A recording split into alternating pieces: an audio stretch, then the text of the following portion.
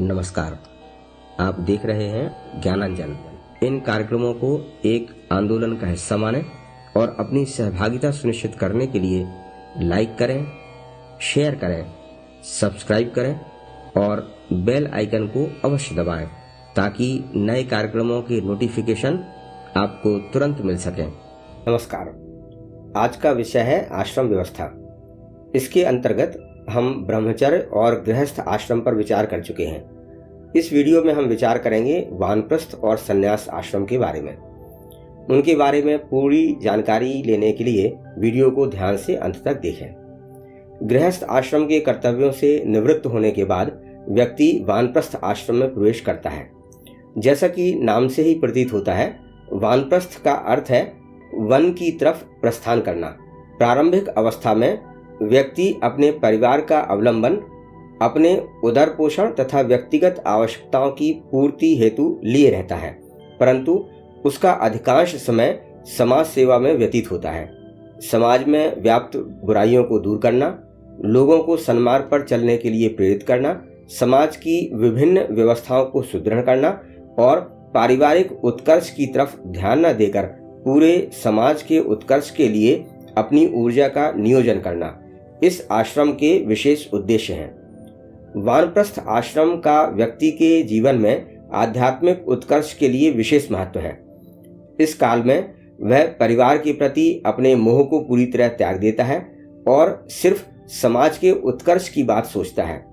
समाज को धर्म के मार्ग पर चलने की प्रेरणा देना, युवाओं तथा अन्य सक्षम व्यक्तियों को विभिन्न समाजोत्थान के कार्यों में लगने के लिए प्रेरित करना और अपने आध्यात्मिक उत्कर्ष के लिए साधना में जीवन जीना वानप्रस्थियों के लिए अभीष्ट होता है। उम्र की दृष्टि से व्यक्ति काफी परिपक्व हो जाता है और उसके पास अपने अनुभव का विशाल भंडार होता है। संसार के साथ व्यवहार करते करते उसे अच्छी तरह से यह बात समझ में आ जाती है कि वे कौन से कारण हैं जिससे समाज पतित हो सकता है या वे कौन से क्षेत्र हैं जिनमें सुधार की आवश्यकता है। अपने इस अनुभव का लाभ वानप्रस्थ आश्रम की अवधि में वह व्यक्ति समस्त समाज को देता है। वानप्रस्थ के उत्तरार्ध में परिवार से संपर्क लगभग समाप्त हो जाता है और उस व्यक्ति का पूरा समय समाज और राष्ट्र के उत्थान के लिए समर्पित हो जाता है। चूंकि व्यक्ति परिवार के दैनंदिन कार्यों से दूर रहता है, इसलिए अपनी अगली पीढ़ी के साथ उसका किसी भी प्रकार का मतभेद या क्लेश होने का अवसर ही नहीं आ पाता है। वानप्रस्थ आश्रम के बाद संन्यास आश्रम की बारी आती है।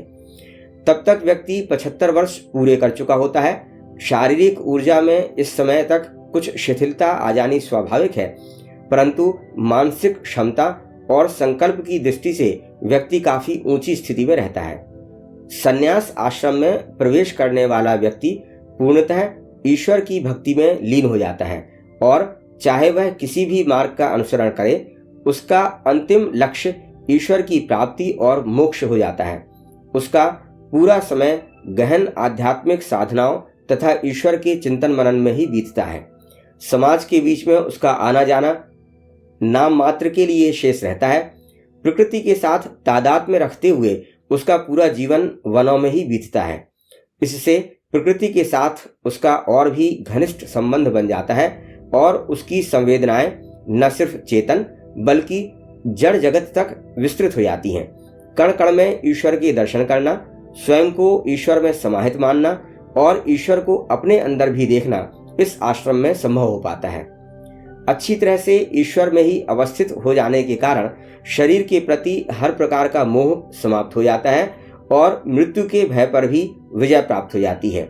ऐसे सन्यासियों के द्वारा कब शरीर छोड़ दिया जाता है या अपनी इच्छा से संकल्प पूर्वक कब समाधि ले ली जाती है, इसका पता भी जन सामान्य को नहीं लग पाता है। इस प्रकार हम देखते हैं कि चारों आश्रमों में व्यक्ति उत्तरोत्तर ईश्वर की तरफ बढ़ता जाता है और अंततः उसी में अपनी सत्ता को लय कर देता है। यह चारों आश्रम आयु के हिसाब से जीवन को बांटने का कार्य तो करते ही हैं। कुछ बिरले व्यक्ति गृहस्थ और वानप्रस्थ आश्रम में प्रवेश किए बिना ही अल्पायु में ही संन्यास आश्रम में प्रविष्ट हो जाते हैं और संन्यास को एक जीवन पद्धति के रूप में अपनाते हैं।